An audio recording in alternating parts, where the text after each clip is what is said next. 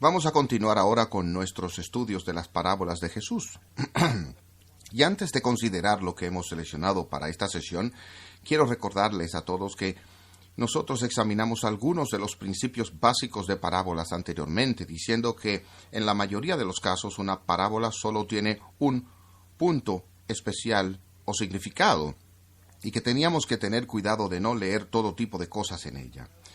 Ahora, habiendo dicho esto, yo noto que en los seminarios donde nosotros trabajamos con la interpretación de las Escrituras, a veces habrá personas que van a argumentar que un texto de la Biblia tiene más de un significado. Podría tener una multitud de significados, y la cristiandad ortodoxa ha respondido a eso y ha dicho, no, solo hay un significado en el texto. Es lo que el autor tenía la intención de transmitir. Puede haber 1000 aplicaciones de ese texto, pero solo tiene un significado. Y yo lo menciono porque la parábola que vamos a estar mirando es una que yo creo que tiene un significado único, pero tiene muchas aplicaciones posibles. Y la que voy a usar esta noche va a ver su aplicación en la doctrina muy polémica de la elección. Así que con eso en la mente vamos a ver lo que se llama en mi Biblia la parábola de los obreros de la viña. Ahora, otra vez, cuando vean estos títulos en sus Biblias, no son parte del texto. Eso es lo que los traductores han añadido para ayudarles a encontrar diferentes lugares en la Biblia. Y así han decidido llamar a esta parábola la de los obreros en la viña. Yo no creo que la parábola sea de los obreros de la viña, creo que es sobre el dueño de la viña. Y así lo llamaría la parábola del dueño de la viña. Por lo tanto, habiendo tenido esta discusión con el traductor, vamos a seguir. Estamos en el capítulo 20 de Mateo, comenzando en el versículo 1. Porque el reino de los cielos es semejante a un hombre, padre de familia, que salió por la mañana a contratar obreros para su viña. Y habiendo convenido con los obreros en un denario al día, los envió a su viña. Saliendo cerca de la hora tercera del día, vio a otros que estaban en la plaza desocupados, y les dijo, id también vosotros a mi viña, y os daré lo que sea justo. Y ellos fueron. Salió otra vez cerca de la hora sexta y novena e hizo lo mismo. Y saliendo cerca de la hora 11, halló a otros que estaban desocupados. Y les dijo, ¿por qué estáis aquí todo el día desocupados? Le dijeron, porque nadie nos ha contratado. Él les dijo, id también vosotros a la viña, y recibiréis lo que sea justo. Cuando llegó la noche, el señor de la viña dijo a su mayordomo, llama a los obreros y págales el jornal, comenzando desde los postreros hasta los primeros. Y al venir los que habían ido cerca de la hora 11, recibieron cada uno un denario. Al venir también los primeros pensaron que habían de recibir más, pero también ellos recibieron cada uno un denario. Y al recibirlo, murmuraban contra el padre de familia, diciendo, estos postreros han trabajado una sola hora, y los has hecho iguales a nosotros, que hemos soportado la carga y el calor del día. Él respondiendo dijo a uno de ellos, amigo, no te hago agravio, ¿no conveniste conmigo en un denario? Toma lo que es tuyo y vete, pero quiero dar a este postrero como a ti. ¿No me es lícito hacer lo que quiero con lo mío? ¿O tienes tú envidia porque yo soy bueno? Así los primeros serán postreros, y los postreros primeros, porque muchos son llamados, mas pocos escogidos. Aquí tenemos una parábola que trata con asuntos de peso en términos bíblicos, como son justicia y gracia, así como preguntas de mérito que nos encontramos. Estoy maravillado con la manera en que el lenguaje está distorsionado y retorcido en nuestra cultura, donde el significado original de términos no solo cambia y está transformado en otra cosa, sino que a menudo comienza a significar exactamente lo opuesto. Por ejemplo, cuando yo iba a la escuela, si el maestro te decía que escanearas el libro de texto, ¿qué hacías? ¿Qué pensarías tú que él quiso decir? Bueno, la palabra escanear significa examinar muy cuidadosamente cada detalle. Pero la palabra suena como la palabra ojear. Y nos gusta la idea de ojear el libro de texto en lugar de escanear el libro de texto. Así que tomamos la palabra escanear para significar leer a la ligera, interpretar sobre él holgadamente y dejarlo ahí. Más les vale que los escáneres de la torre de control del aeropuerto no estén solamente ojeando casualmente el sistema de radar cuando usted está en su próximo vuelo. Pero así es como el lenguaje cambia. Es fluido. Yo pienso en la palabra justicia. Pienso en la palabra justicia social, por ejemplo. Esa etiqueta justicia social en las manos de los marxistas ha sido retorcida y realmente describe injusticia social. Les daré un ejemplo. Usted va a una clase universitaria y hay 10 estudiantes en la clase y tiene un examen final. Y 5 de los estudiantes trabajan toda la semana diligentemente preparándose para ese examen final. Los otros 5 estudiantes estuvieron de fiesta toda la semana y ni siquiera miraron una página de sus asignaciones para el examen final. Entonces, los 10 estudiantes vienen, toman el examen y luego las calificaciones finales se publican. Y las calificaciones publicadas presentan a cada estudiante con una C. Eso es lo que se llama igualdad, donde tomas las A's y se las das a las F's y distribuyes la riqueza de los grados en el aula. ¿Cuánto crees que duraría ese maestro en educación superior? Y no es un caso donde los estudiantes que sacaron F's y recibieron C recibieron gracia. Eso fue misericordioso. Pero el problema es, los estudiantes que sacaron A no recibieron ni gracia ni justicia. Ellos sufrieron una injusticia a mano de este profesor arbitrario, que tomó su mérito y se lo dio a aquellos que no tenían ninguno, y dejó las malas acciones impunes. Yo creo que esa simple ilustración claramente demuestra que este sistema en un aula no es justo, sino injusto. Y ustedes pueden tener 1000 aplicaciones de esto en la cultura en que viven, pero notarán y presten atención a cómo las palabras justicia social se utilizan en nuestra cultura hoy para justificar todo tipo de misiones pícaras como esta. Pero, en cualquier caso, en la parábola, él cuenta la historia de un hombre que posee un campo de vino, un viñedo, y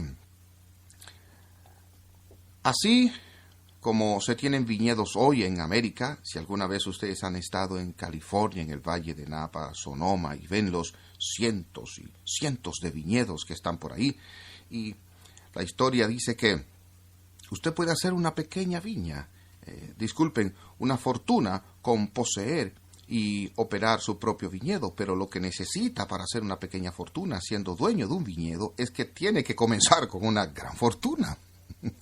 Es la única manera en que van a tener una pequeña fortuna. Pero dado que es una empresa muy arriesgada, si es arriesgada hoy con toda la sofisticación que tenemos, imagínese entonces en el mundo antiguo la plantación de las plantas o de las plántulas y la cosecha de las uvas, la recolección de las uvas era simplemente un elemento muy importante y lo más crítico de su producto, del viñedo. Y una vez que las uvas llegan a ese punto óptimo de madurez, era imperativo que las recolectaran esas uvas tan rápidamente como era posible. Esperar un solo día al sol disminuiría el valor del vino que ellos estaban tratando de producir. Y eso es lo que tenemos, este dueño del viñedo que ha llegado al punto ahora donde las uvas tienen que ser recogidas de las vides.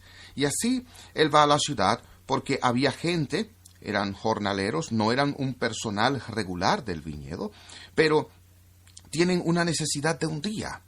Vemos esto en California, las personas que están trabajando para recoger la fruta en diferentes lugares. He estado allí donde ves durante el día mucha gente de pie saliendo de camiones esperando ser seleccionados para ir a trabajar ese día por cualquier salario que puedan hacer en esa oportunidad única.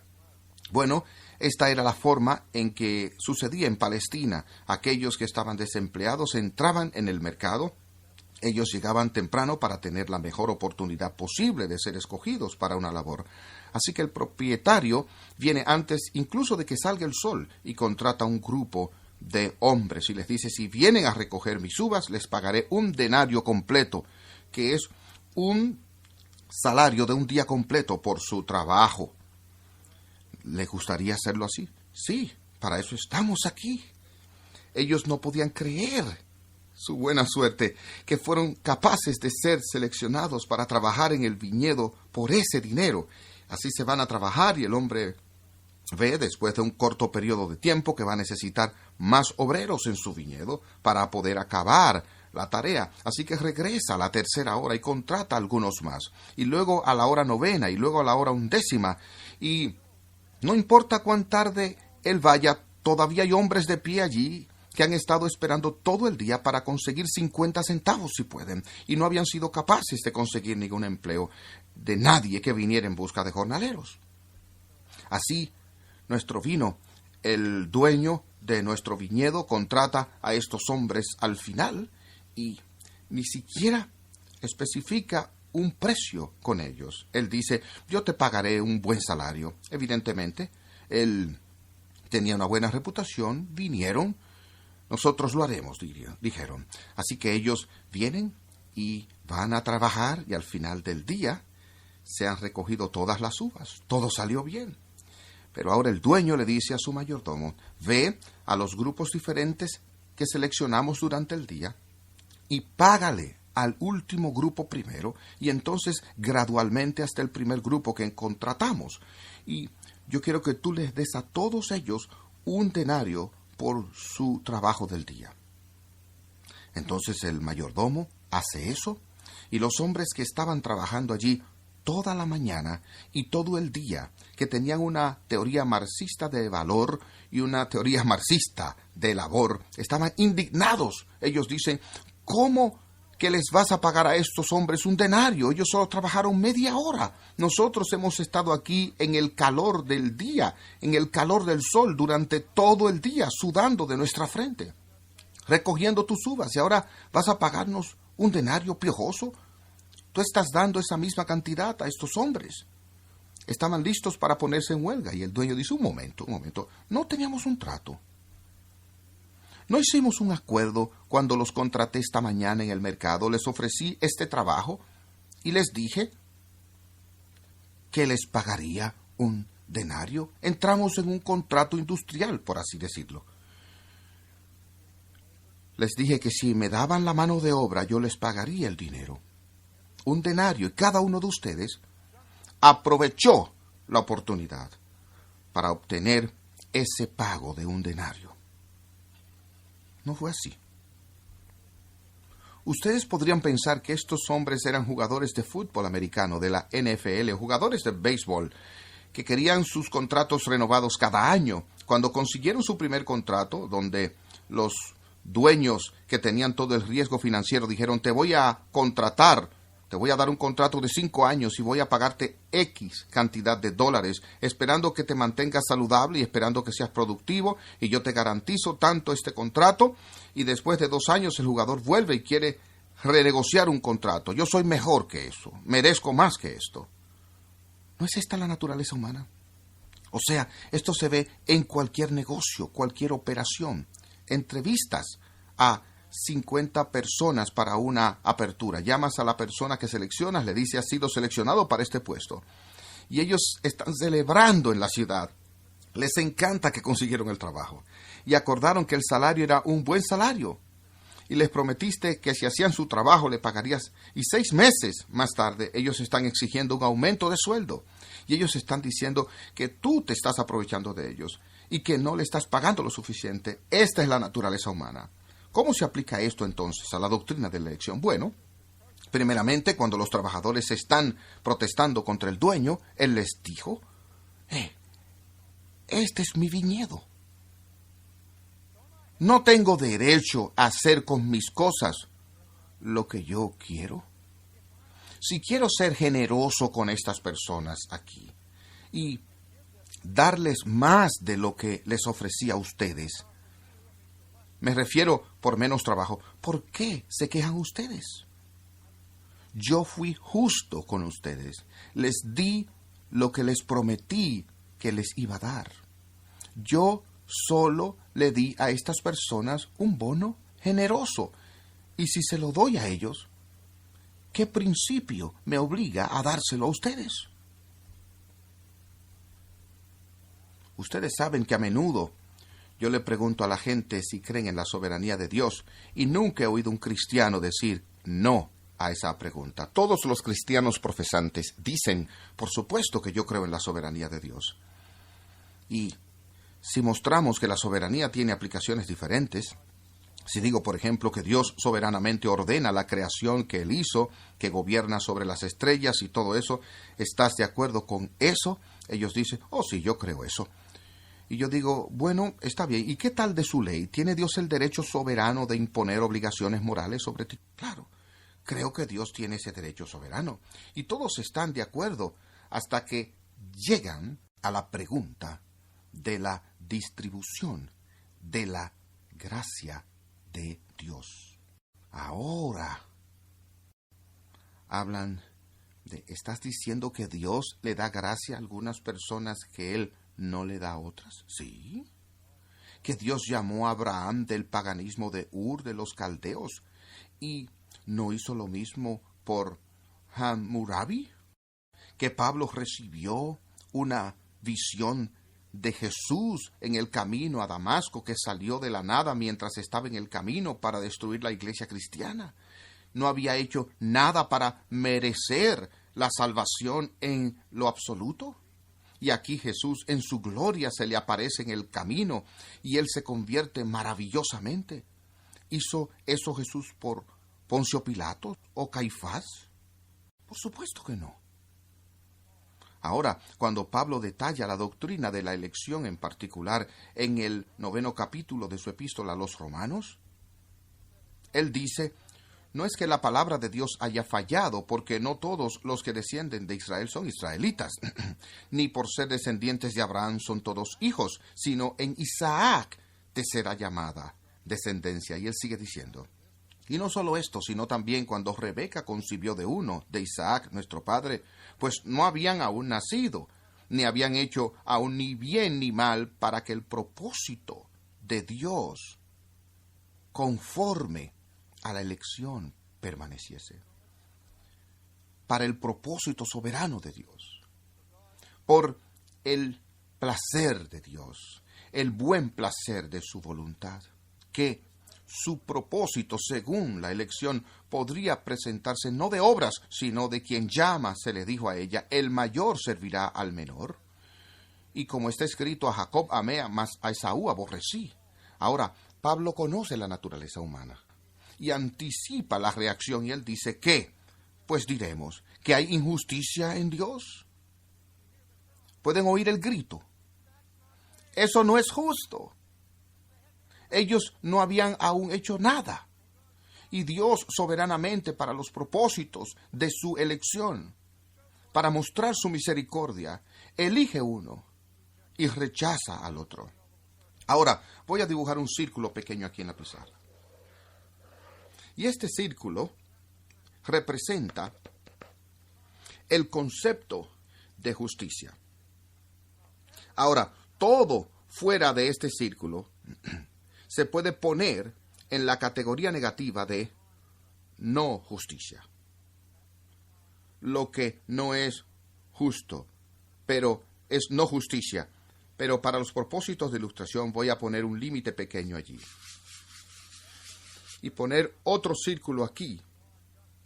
Y todo en este círculo aquí es no justicia, pero hay más de un tipo de no justicia. Aquí tenemos una no justicia que es injusticia. Y eso es injusto y malvado, ¿no? Aquí nosotros tenemos la gracia o misericordia. ¿Hay algo malo acerca de gracia? ¿La gracia? Por supuesto que no. ¿Hay algo perverso acerca de Dios ser misericordioso? No. Cuando Dios es misericordioso, Él no comete una injusticia. Él comete una no justicia. Y lo que sucede es, para aquellos a quienes Él elige y salva soberanamente, reciben su gracia. Aquellos que no reciben su gracia, ¿reciben qué? Su justicia. Exactamente lo que se merecen. Ahora, ¿realmente creemos que Dios es soberano en su gracia? Pablo responde esta pregunta: ¿hay injusticia en Dios? De ninguna manera. ¿No le dijo Dios a Moisés: yo tendré misericordia del que yo tenga misericordia? Dios, entonces, soberanamente, tiene el derecho a ser generoso en su misericordia con uno sin tener que serlo con el otro. Y vemos en esta parábola que los trabajadores que trabajaron durante todo el día recibieron justicia. El dueño del viñedo no cometió ningún crimen contra ellos. Fue perfectamente justo. Él cumplió su parte del trato. Ellos no tenían nada de qué quejarse. Las otras personas, por otro lado, recibieron más de lo que negociaron. Ellos recibieron gracia, recibieron misericordia. Nadie en la parábola recibió injusticia, excepto el terrateniente, el dueño, que fue calumniado por estos trabajadores que estaban enojados con él por ser misericordioso con otras personas. Pero el reino de Dios es así. Y nosotros necesitamos entender que Dios, quien es el dueño, tiene en su propiedad la autoridad soberana de ser misericordioso con quien Él es misericordioso.